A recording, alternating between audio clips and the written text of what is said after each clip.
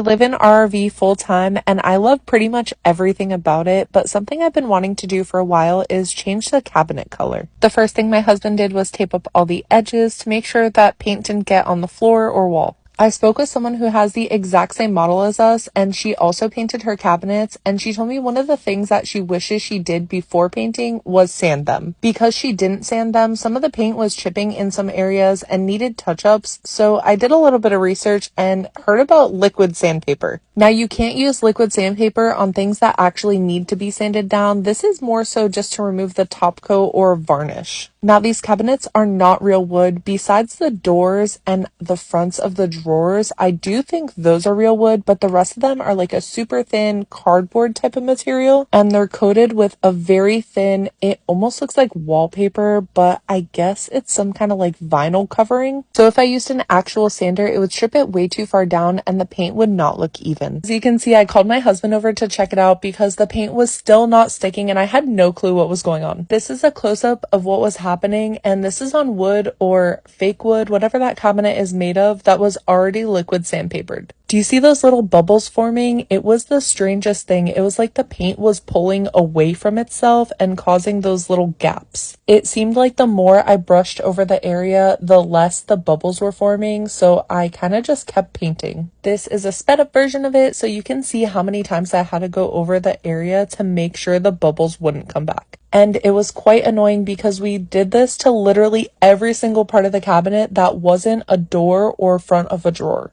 It was just the first layer of primer though, so I wasn't too concerned that it didn't come out perfect, and I knew that the more coats we did, the better it would look. But I was still baffled at what the heck was causing this to happen, and at first I thought it was the primer, so I went and got the primer replaced, and it did the same thing again. So maybe it was just the cabinet causing the primer not to stick. I really have no idea, but it eventually ended up working as long as I kept going over it. This was so time consuming though, it literally took way longer than I was expecting, and like I said before, I don't know what I'm getting into until I'm already halfway there. But I am so grateful for my friend Juliana. She came and helped me for so many hours this day and so many hours the next day, and without her I wouldn't have gotten nearly as much done. She was truly so helpful. The first day we worked on this for like 6 hours, and we liquid sandpapered the top cabinet that she's working on, the bottom of that island that she's kneeling on, and the back wall that's the pantry area. And we also went over all 3 of those areas with 2 coats of primer. I have already gotten mixed reviews of people saying, what the heck did you do? Why would you change those beautiful dark wood cabinets? And other people saying, heck yeah, I love them white. They're gonna look so good, and we redid ours. And honestly, there are 2 main reasons why I decided to do this. The first is that I wanted to make it feel more homey, and to me that means personalizing it the way I want it to be, and I think the white will brighten everything. Which brings me to my second reason, is that I feel like dark colors kind of close in the space and white makes it brighter and more open and feel more roomy. And in an RV, you really want to do everything to make it feel more roomy because there is not that much space.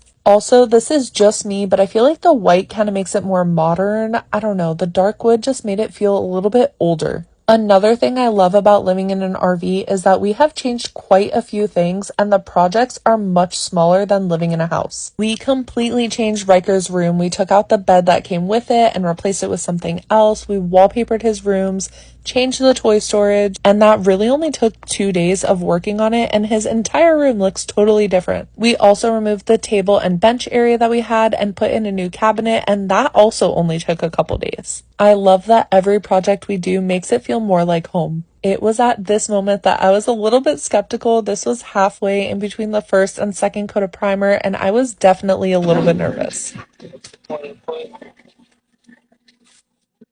You love it? Good thing I taped it. Does it look good? Amazing.